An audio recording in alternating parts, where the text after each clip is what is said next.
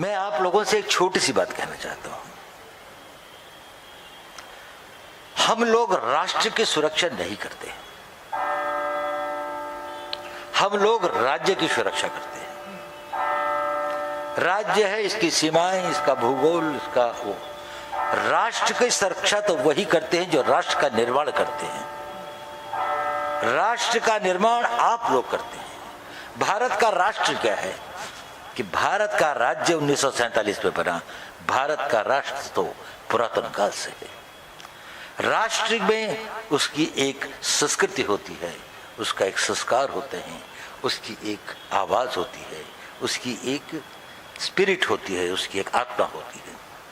और उस आत्मा का सृजन हमारे ऋषि मुनियों ने, आप जैसे तपस्वियों ने उसका निर्माण किया। अगर राष्ट्र नहीं होता तो हम राज्य नहीं बना पाते। राज्य नहीं भी रहेगा तब भी राष्ट्र आगे चल सकता है। देखिए, जूस 2000 साल तक,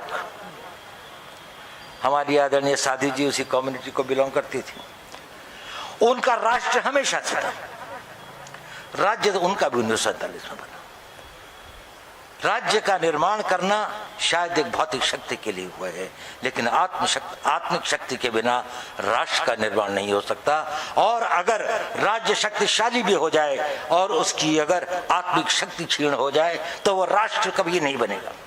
वो एक प्रॉस्परस लैंडस्केप बन सकता है, वो एक लैंड मास बन सकता है जिसमें बिल्डिंगें हों, पुल्स हों, एयरपोर्ट्स हों, पोर्ट्स हों, भव्य धन सभी सामग्रियां हों, लेकिन अगर उसको राष्ट्र को बनाना होगा तो उस राष्ट्र को बनाने के लिए हमें पूजनीय स्वामी जी के तरह लोगों को वो निर्माण करना पड़ेगा, जो हमारे संस्कारों को,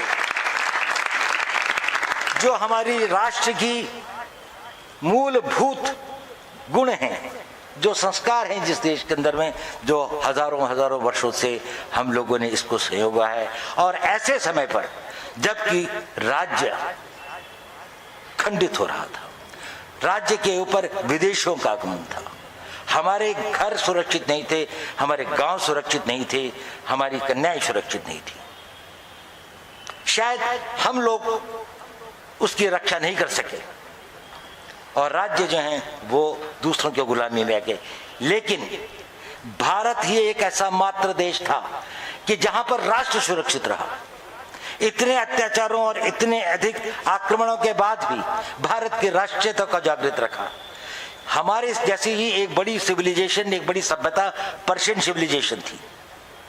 एक बार आक्रमण हुआ, 57 साल के अंदर में वो सिविलाइजेशन खत्म हो गई। एक नई सिविलाइजेशन का उदय हुआ। उसके पहले वो सूर्यवंश की सिविलाइजेशन थी, उससे भी पुरानी सिविलाइजेशन इजिप्ट की सिविलाइजेशन थी, वो फारोक्स के टाइम से थी। लेकिन वो सिविलाइजेशन भी 17 साल में समाप्त हो गई और उसके सिर्फ अब ममीज और पिरामिड्स मिलते हैं। पर एक नई सिविलाइजेशन का जन्म हुआ जब आक्रमण और आतंकी वहां पर आए।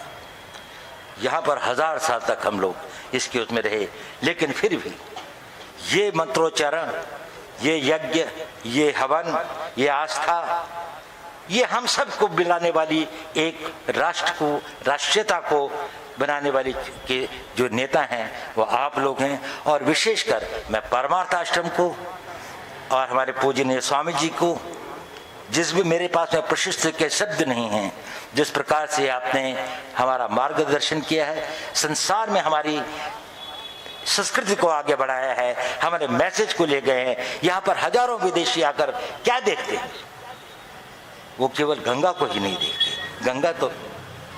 गंगा तो हमारे देश की एक धरोहर है ही, वो पहले भी थी, लेकिन वो देखते हैं और उनका सानिध्य जब मिलता है पूजनीय स्वामी जी से, साध्वी जी से, तो उनके अंदर भारतीयता को समझने का एक नया वो पैदा होता है। जब वो इच्छा पैदा होती है, उससे एक नए भारत का मैसेज, नए भारत के बारे में मैसेज जो जाता है, वो एक दूसरा ही मैसेज है।